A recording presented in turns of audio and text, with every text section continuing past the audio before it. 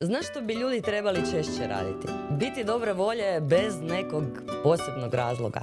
Onako, jer im se može. Bez da se dogodilo nešto veliko, bez da su riješili sve probleme. Ili realno, svi znamo biti ozbiljni, svi znamo brinuti i svi znamo u glavi napraviti 74 scenarija od kojih se 72 nikad ne dogode. Ali pojaviti se u danu s osmijehom, obući se malo bolje nego što treba, naručiti kavu kao da slaviš nešto, pustiti pjesmu i reći danas ću biti savršeno, to već ne zna svatko. Ne zato što je život uvijek lagan, jer nije, nego zato što je lijepo kad čovjek ne čeka da mu netko popravi dan. Jer svijetu stvarno ne fali ozbiljnih faca. Fali mu ljudi koji dođu negdje i odmah bude nekako lakše i ljepše.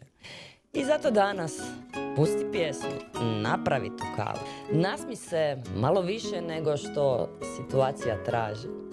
Čisto da zbuniš dan.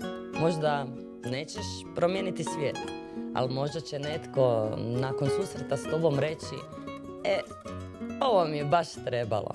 A meni je to sasvim dovoljan razlog da danas budem malo previše dobre volje.